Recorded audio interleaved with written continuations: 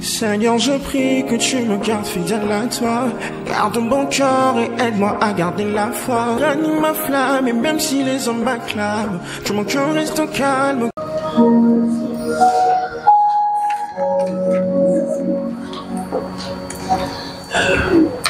Alors, je vous salue tous dans le beau et précieux nom de notre Seigneur Jésus-Christ. Soyez bénis. Je répète, soyez bénis. Alors, je bénis le nom de Dieu pour la vie de tout un chacun d'entre nous. Je bénis son nom pour la vie de notre Père spirituel qui nous permet, par ses enseignements, de grandir dans la foi, qui nous guide et qui me permet ce matin de me tenir devant vous. Il y a de cela quelques mois, nous avions arrêté les leçons du dimanche, mais notre Père spirituel a voulu que nous puissions recommencer. Et pour aujourd'hui, comme c'est un travail pédagogique, nous allons essayer ensemble de revoir ce que nous avions pu examiner comme point en ce qui concerne le thème passé. Je ne sais pas qui se souvient du thème des leçons que nous avons étudiées et que nous avons arrêtées il y a quelques mois. Qui peut me donner le thème que nous avons étudié? Le grand thème. Oui, et frère Jacques. Les réalités du royaume des cieux. Ok. Le grand thème, c'était les réalités du royaume des cieux. Et particulièrement, nous avons parlé des trouvailles dans le royaume de Dieu. Amen.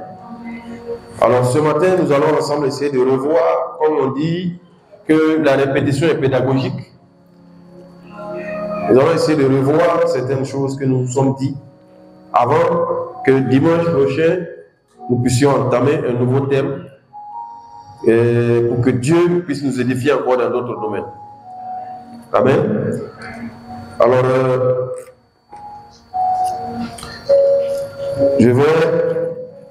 nous avons vu tellement de textes, je vais vous demander de prendre vos Bibles et nous allons lire dans Matthieu. Matthieu 22, à partir du verset 34.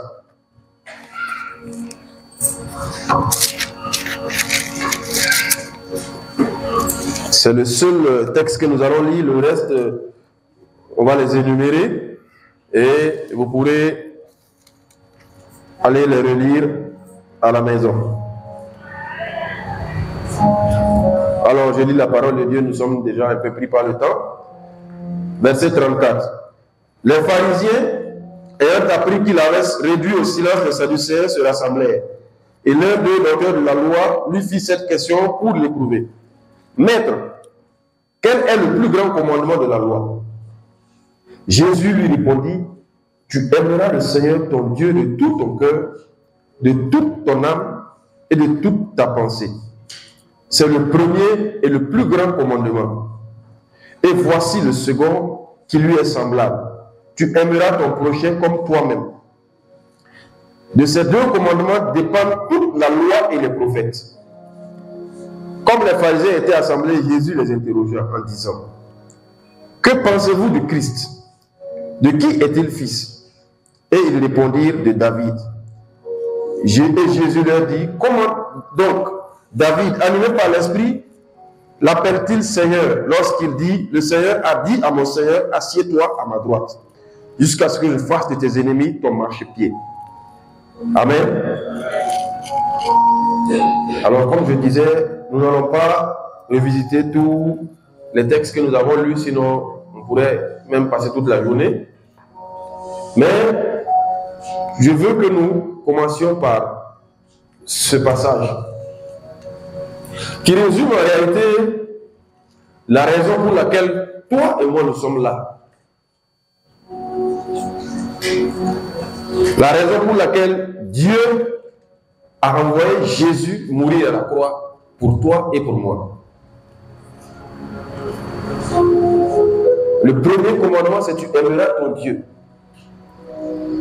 de toute ton âme, de tout ton cœur, de toute ta pensée. Le deuxième commandement, tu aimeras ton prochain comme toi-même. Je vous assure que si chacun d'entre nous réussissait à appliquer ces deux commandements, tout le reste des commandements, on n'aurait pas besoin d'énumérer. Parce qu'en réalité, tout découle de là. Amen. Tout découle de là. Alors nous allons revisiter un peu ces points. Et je vais commencer par le point qui me tient le plus à cœur. Le point cardinal pour moi. La discipline. Parce que nous sommes tous appelés ici pour être des disciples de Jésus. Je me trompe? Nous tous ici, nous sommes appelés à être des disciples de Jésus. D'autres peut-être seront des prophètes, d'autres peut-être seront des pasteurs, d'autres des apôtres, d'autres.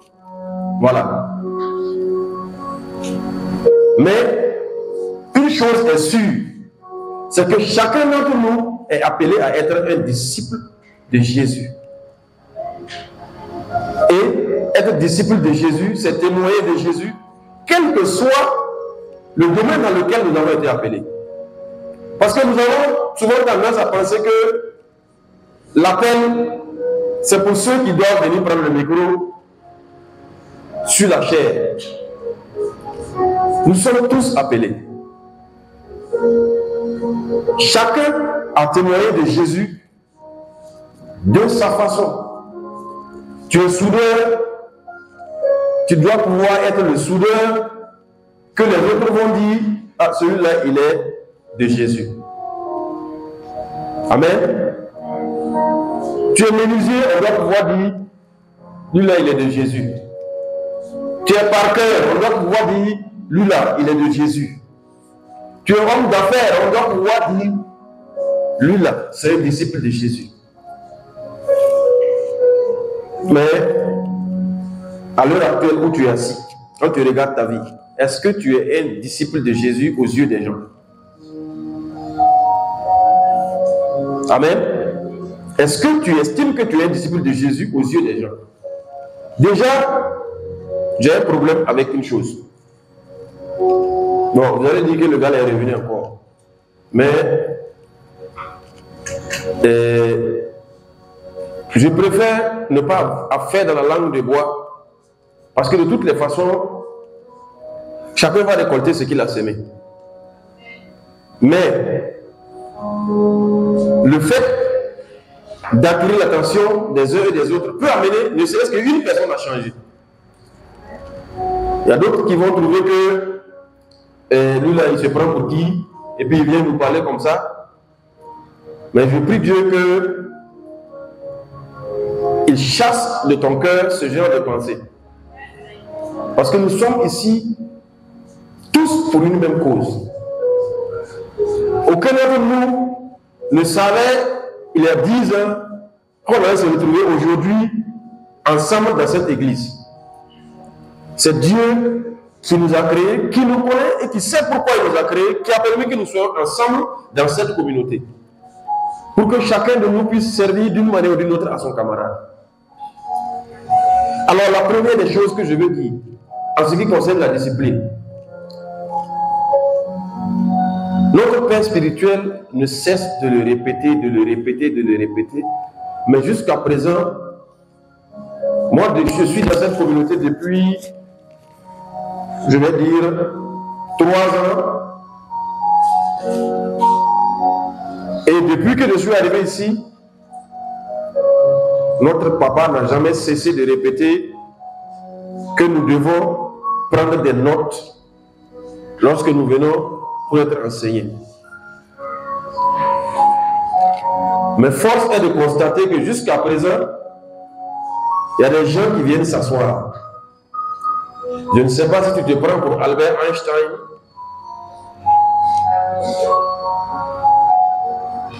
Et puis toi, tu es capable de retenir tout. Et puis tu viens t'asseoir, tu écoutes, et puis tu te lèves, tu pars. Vous savez, c'est comme à l'école. Nous sommes tous allés à l'école, ne serait-ce que peut-être, même si c'est au CP1 qu'on s'est arrêté. Mais une chose est sûre, à l'école, quand vous entrez, si vous voulez réussir, vous devez écouter le maître, mais vous devez recopier les leçons. Parce que si vous allez à la maison, et que vous n'avez pas les leçons dans votre cahier, pour les réviser, quand vous allez venir au devoir, bon, vous-même complétez. 0 pointé. Parce que vous n'allez pas pouvoir répondre aux questions qui vous seront posées. Vous allez dire oui, ouais, et là, on n'est plus à l'école, on a dépassé ça, on ne va pas venir encore ici, ça soit tout le temps de monter. Oui, tu n'es pas obligé d'avoir un bloc-notes. Même dans ton téléphone, il y a bloc-notes. Tu connais utiliser le téléphone là pour regarder TikTok. Pour aller sur WhatsApp et autres. Mais tu ne connais pas là où il s'écrit bloc-notes là pour aller écrire les versets et puis ce qu'on te dit quand tu viens aux enseignements. Mon frère, ma soeur, je vais te dire une chose.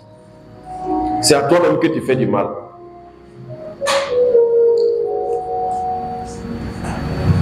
C'est à toi-même que tu fais du mal. Parce que on aime nous le répéter. Même si nous, là, nous décidons de ne pas adorer Dieu, il peut susciter des pierres pour l'adorer. Dieu, ce qu'il veut, c'est ton bien. Et par la bouche de son serviteur qu'il a mis sur cette communauté, notre Père spirituel, il passe pour te faire ce bien-là. Mais toi, tu refuses. Bon, on a qu'à faire quoi avec toi? Il est quelle heure? 10h moins 8. 10h moins 9 à ma montre. Le programme démarre à 9h. Quand nous avons commencé autour de 9h10, nous n'étions pas plus de 15 personnes. La discipline, c'est tout ça.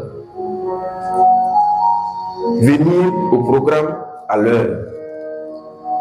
Venir et puis noter ce qu'on t'enseigne pour pouvoir repartir et puis ressasser et pouvoir comprendre. Parce que autant que nous sommes ici, le passage que je viens de lire, si chacun de nous repart à la maison et qu'il le relit, chacun de nous va recevoir quelque chose dans son esprit qui sera différent de ce que l'autre a reçu. Amen. Tu peux lire le même passage aujourd'hui, comprendre quelque chose. Demain, lire le même passage, comprendre autre chose encore. Mais si tu n'as même pas retenu les passages, tu vas aller lire quoi?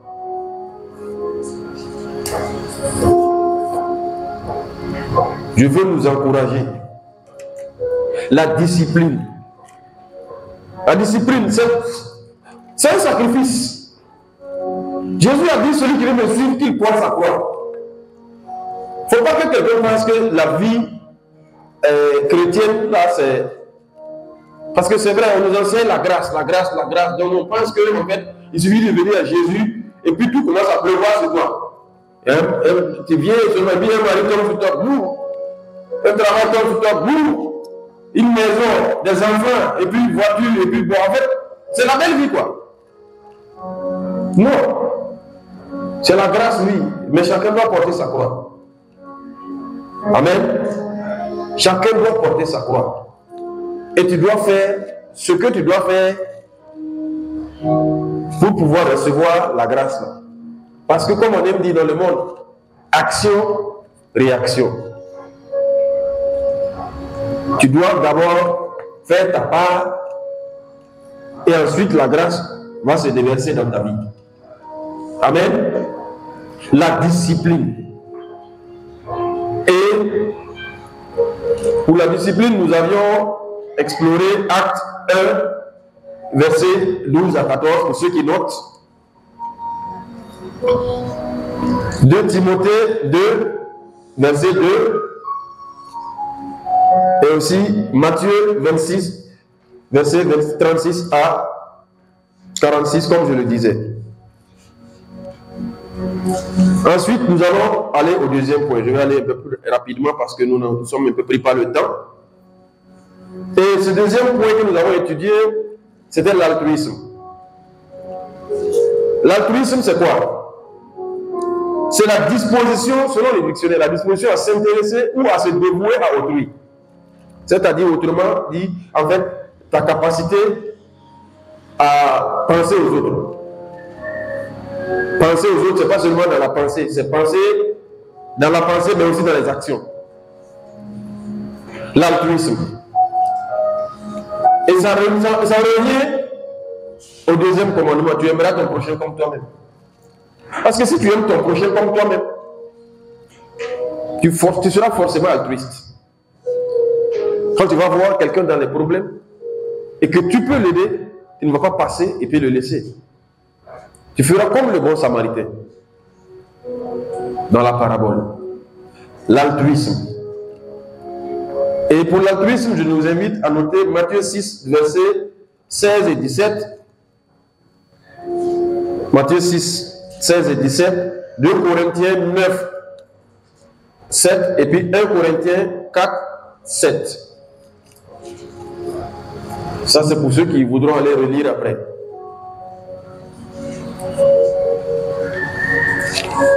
Et l'altruisme, ça me fait penser à une chose. Je regardais la semaine passée, je ne sais pas,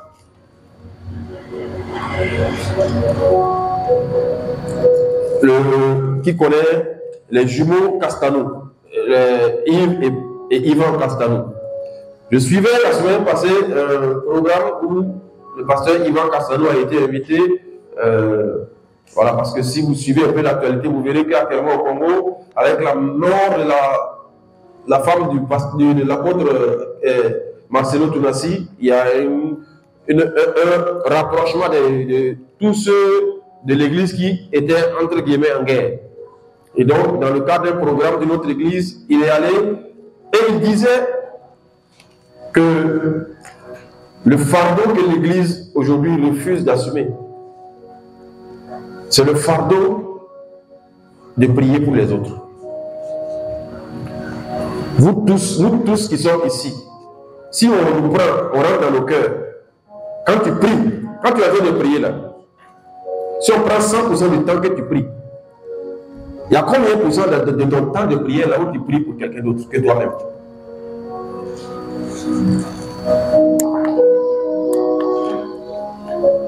Il y a combien de pourcents de ton temps de prière où tu pries pour les autres?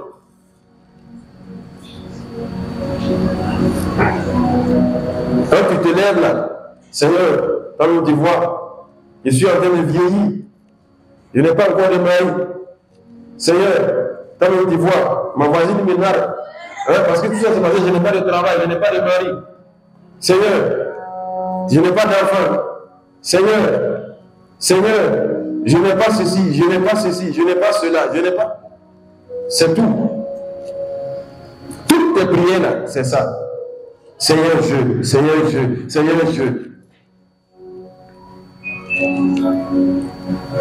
Mais et les autres?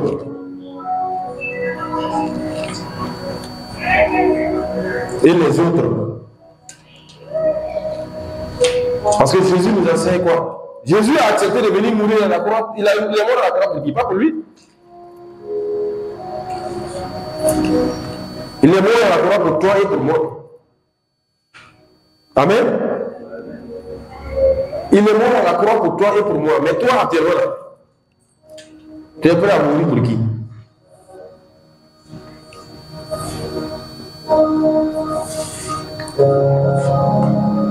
Tu es prêt à mourir pour qui? Je ne demande pas de mourir physiquement. Tu es prêt à mourir pour qui? Tu fais quoi pour qui? Tu pries pour qui? Ne serait-ce que dans l'église là-même. Tu pries pour qui?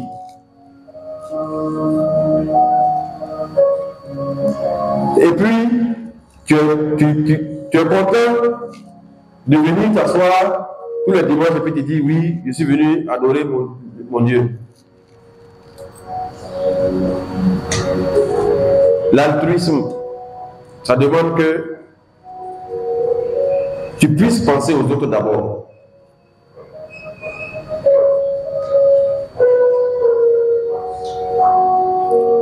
Que tu puisses penser aux autres d'abord. Malheureusement, c'est l'une des valeurs les moins partagées dans le monde. Parce que le monde tel qu'il est aujourd'hui, et malheureusement nous sommes dans l'église, mais nous avons aussi cette manière de penser comme le monde. Tout est centré sur nous. Moi.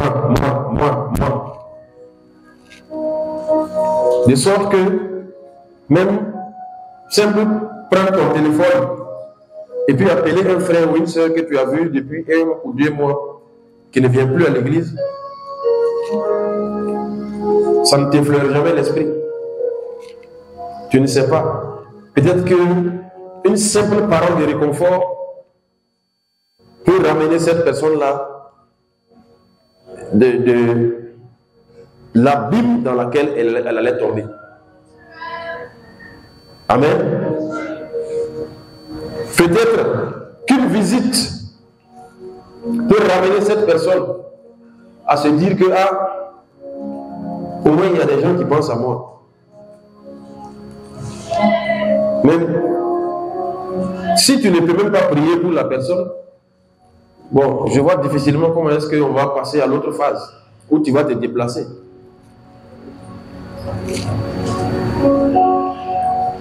Nous devons mettre ça dans notre cœur. Parce que tant que nous n'allons pas manifester réellement l'amour de Christ, nous sommes une communauté. Si on prend les adultes ici, on ne vaut même pas 50. On ne vaut même pas 50. Mais est-ce qu'on peut dire que les liens dans la famille sont vraiment des liens de famille?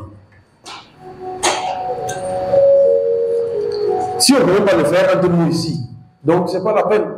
Ce n'est pas pour dehors. Alors que Jésus-Christ nous appelle à être ses ambassadeurs. Nous devons pouvoir le manifester ici entre nous. Et ensuite, ça va déborder. Pour aller toucher d'autres au dehors. Et puis, ça va faire que ceux-là, en voyant l'amour que nous manifestons, vont aussi chercher à connaître Christ. C'est en cela que nous sommes tous des disciples. Amen. Et un troisième point, la persévérance. La persévérance, je pense que nous avons suffisamment été enseignés par rapport à ça. Et pour ça, je vais vous inviter à noter Matthieu 24, versets 3 à 14. La persévérance. Parce que même dans le monde, on dit que si tu abandonnes aujourd'hui, alors que peut-être dans le plan de ta vie, c'est demain que la chose que tu demandes depuis des années là devait t'arriver. En fait, tout ce que tu as fait là, c'est cadeau. Maintenant, est-ce que nous persévérons dans ce que nous faisons, dans la marche chrétienne. Est-ce que tu persévères? C'est vrai que, comme je l'ai dit, venir à Jésus, ça va t'apporter des problèmes. Ça, c'est clair. Et il n'y a pas quelqu'un d'entre nous ici qui ne peut pas témoigner de ça. Depuis que, si tu prends, depuis que tu es venu, tu as donné ta vie à Jésus, si tu regardes, tu vois que par moment là, c'est comme si tous les problèmes du monde là se sont associés pour venir te visiter. C'est l'impression que tu as. Comme aime le dire un de mes amis diaspora, tu as l'impression que Gadou, Gaga et la galère se sont associés pour venir te visiter.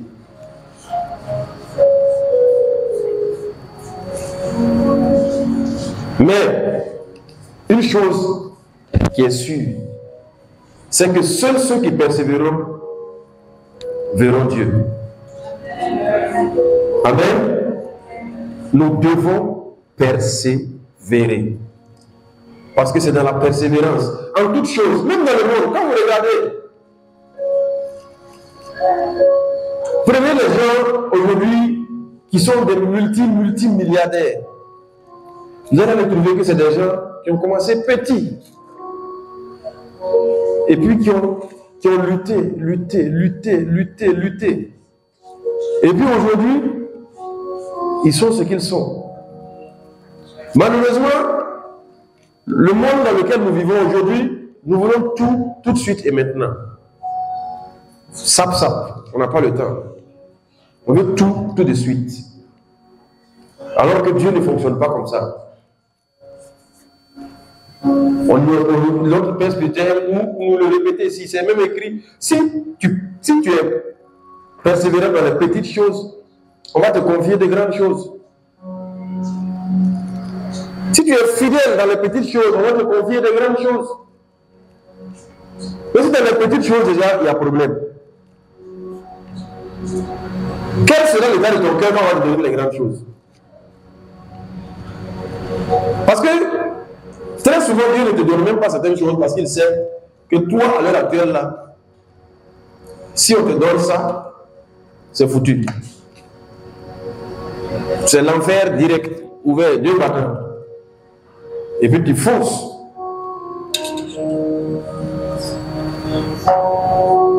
La persévérance.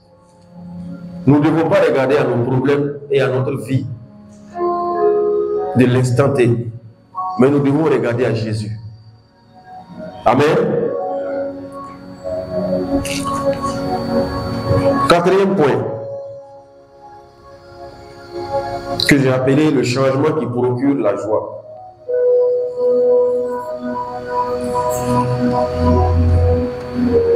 Parce que quand nous venons à Jésus, quand nous trouvons Jésus, il y a forcément ça qui doit se manifester.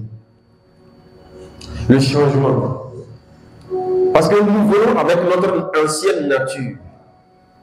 Et nous devons nous dépouiller de cette nature-là pour revêtir la nature de Christ. Et ça doit se manifester de façon tangible et visible. Amen. Si tu étais quelqu'un de très nerveux, coléreux, qui saute avec tout le monde, il tic au tac, et que tu es en Jésus, et que tu continues à faire ça, c'est qu'il y a un problème. Parce qu'en réalité, tu n'as pas encore reçu Jésus.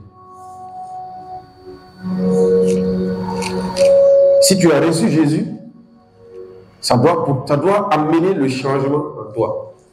Et ce changement, ce n'est pas juste toi qui dois pouvoir dire que tu as changé.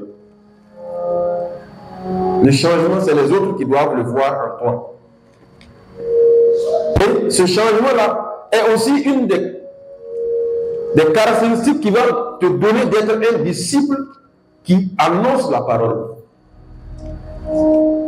Parce que simplement, par le fait que ta voisine, ta cousine, ou peut-être même ton père ou ta mère voit le changement que Jésus a apporté dans ta vie, dans ta nature, Ça peut amener quelqu'un à se dire, mais si elle là, depuis qu'elle est partie à l'église, depuis qu'elle va à l'église là, elle est devenue comme ci, elle est devenue comme ça. Si elle a pu changer de cette façon-là, grâce à Jésus, ça là, si je pars, ça ne va pas changer. Amen. Et c'est ça.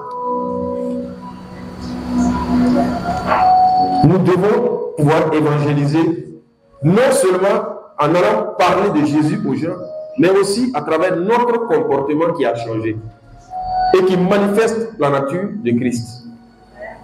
Amen.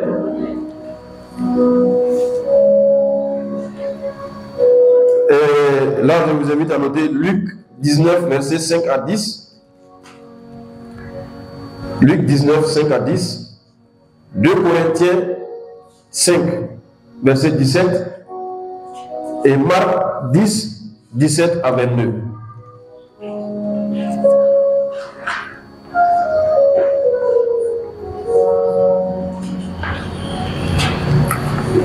J'avais déjà parlé de l'amour. Nous allons évoquer rapidement un dernier point avant de nous libérer parce que le temps est déjà très fuyant. Ce point que j'appelle l'unité dans la vision pour faire l'œuvre de Dieu et annoncer Christ.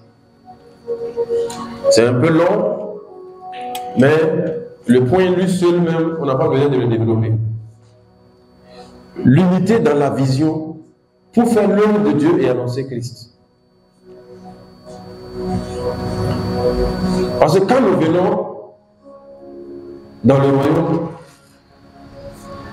nous devons pouvoir trouver dans la communauté dans laquelle nous sommes une vision. Et cette vision, elle est inculquée par le Père spirituel. Et nous devons tous nous emboîter dans cette vision parce que nous ne pouvons pas être dans la même organisation, ne pas avoir la même vision, et puis on va travailler et ça va aller. Moi, je vais travailler pour aller à droite, toi, tu vas travailler pour aller à gauche. Et à la fin, en fait, on n'évolue pas, on n'avance pas.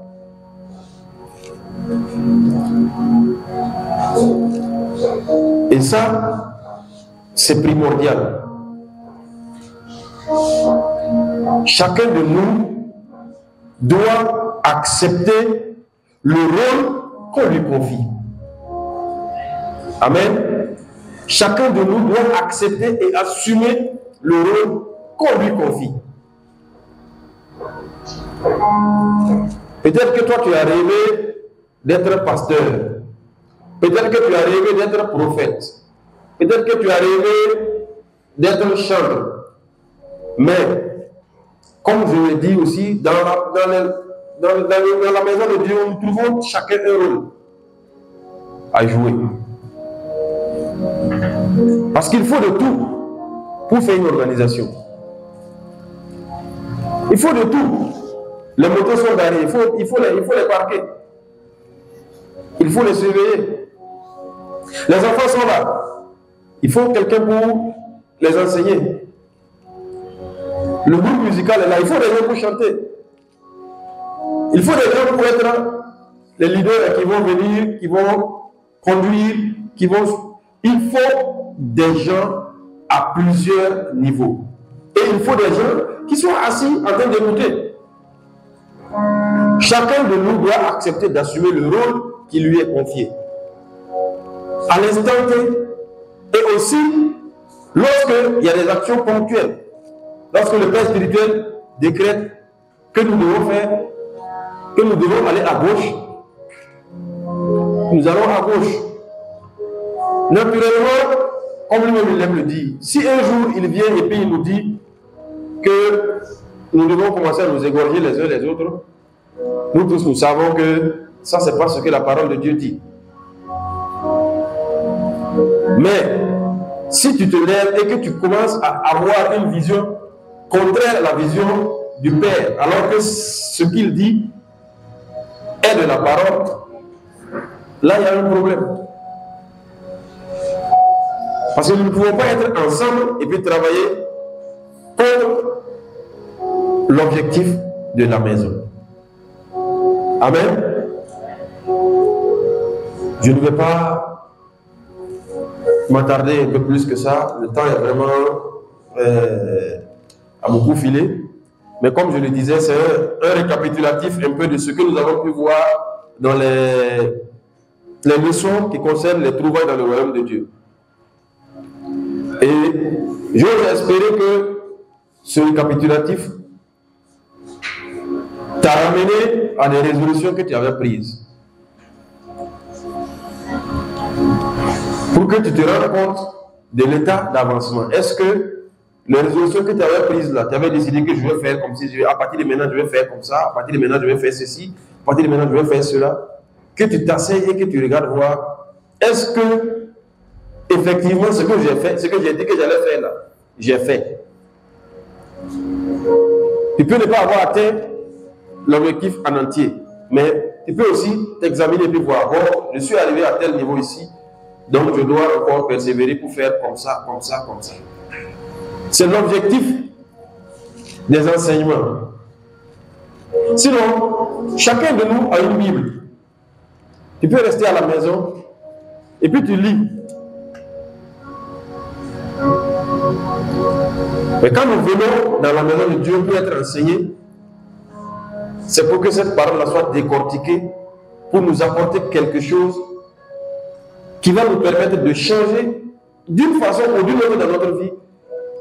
Et puis ça va nous apporter la grâce. Amen.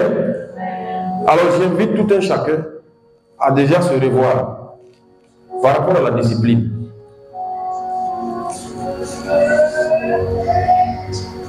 Beaucoup viennent, ne notent pas. Donc ça veut dire qu'en réalité, tout ce qu'on dit là, tu t'en fous. Parce que comme je l'ai dit, tu n'es pas Einstein. Si on va regarder même tes notes à l'école, même on va trouver que peut-être tu n'étais pas trop loin du dernier. Et avec ça, tu viens, tu ne vas pas noter. Après, tu vas venir nous retenir quoi? Tu vas retenir quoi? Tu ne notes rien. Donc, en fait, tu viens, tu écoutes. Et puis tu te dis que toi, tu connais, toi, tu es fort, tu connais tout. Et puis tu pars. Après, en réalité, la parole qui sort ne produit rien à toi. Tu es là, 5 ans, 10 ans. Et puis quand on regarde ta vie, là, en réalité, tu as reculé. Parce que comme on dit, qui n'avance pas recule. Puisque ceux qui avancent là, d'autres viennent, ils étaient derrière toi, ils viennent te trouver à ta position, ils avancent, et toi tu es là. Les autres qui avançaient aussi continuent à avancer, toi tu es toujours là. Si tu n'avances pas, tu recules, puisque par rapport à la position des autres, tu ne fais que les autres vont devant. Si c'était à 10 mètres, ils sont passés à 20 mètres, c'est toi qui as reculé. Prenons des résolutions. Et l'heure et les cultes des semaines. Franchement, c'est pas simple. Je sais que nous avons déjà fait un culte de mercredi ici l'année passée. Bizarrement, quand notre père spirituel était en voyage, ce jour-là, nous étions 12. 12. C'est-à-dire, avec groupe musical, avec celui qui a prêché, celui qui est monté prier au début. Donc, imaginez, ça veut dire que ça ne dépassait pas 4 personnes qui étaient là, en dehors de ceux qui organisent.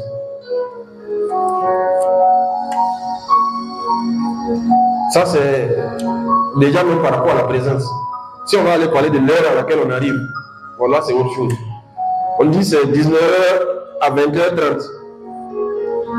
Tu viens à 20h15. Tu es venu pour faire quoi? Tu es venu pour faire quoi? Pour être un chiffre, pour qu'on te note, pour dire que tu étais dans les présents. Parce que ce n'est pas de ça que Dieu a besoin.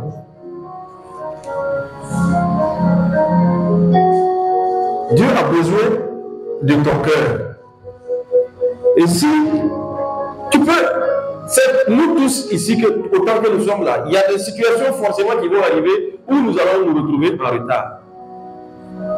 Mais il y a des gens, je ne vais pas citer le nom de quelqu'un, c'est que si tu te reconnaîtras. Il y a des gens, c'est comme si en réalité, eux, c'est les patrons dans le film. Il faut qu'on fasse mise en place terminée. Et puis, eux, ils vont arriver maintenant. Voilà, les autorités sont dans la place. En réalité, tu fais du mal à qui?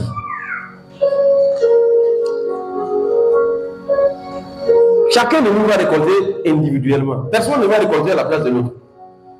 Même les gars dans le monde là, chacun récolte individuellement. Ta richesse, c'est ta richesse, c'est pas pour moi. Tes grâces, c'est tes grâces, c'est pas pour moi. Et la vie éternelle là, chacun va récolter aussi sa vie éternelle. Je ne veux pas récolter pour toi, tu ne vas pas récolter pour moi. Donc, de grâce, prenons l'affaire de notre Dieu un peu plus au sérieux que ça.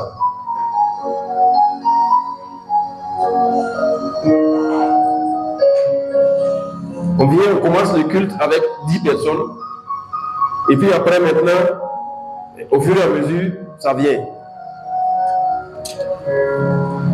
Quand on va finir la leçon, on va finir de chanter, en ce moment que les patrons vont arriver. Parce que eux, en réalité, quand eux viennent dans le culte, là, eux viennent pour écouter le pasteur. Donc le reste là, c'est pas important. Arrêtons avec cette manière de fonctionner. On aime même nous dire ici que chanter, c'est prier 2 fois. Mais au moment où je crois qu'il n'est pas là. Et puis, ce que Dieu, chaque leçon, chaque message a des cibles particulières. Peut-être que ce que Dieu avait prévu pour toi là, c'est dans la leçon. Toi, tu viens pour suivre le message. Tu viens, tu as raté ce qui était prévu pour toi. Mais qui perd dans ça? C'est pas Dieu en tout cas. Amen. Alors, je vais m'arrêter là. Et j'espère que je ne t'ai pas trop choqué. Bon, dans tous les cas, comme notre père spirituel a décidé que les leçons vont recommencer, prépare-toi. Parce que, comme on dit, qui aime bien châtie bien. Donc, si je te dis ce que je te dis, c'est parce que je t'aime bien. Amen. Et c'est parce que je veux que chacun de nous, nous puissions être des instruments pour la gloire de notre Dieu. Sinon, chacun de nous va récolter individuellement la grâce que Dieu va déverser.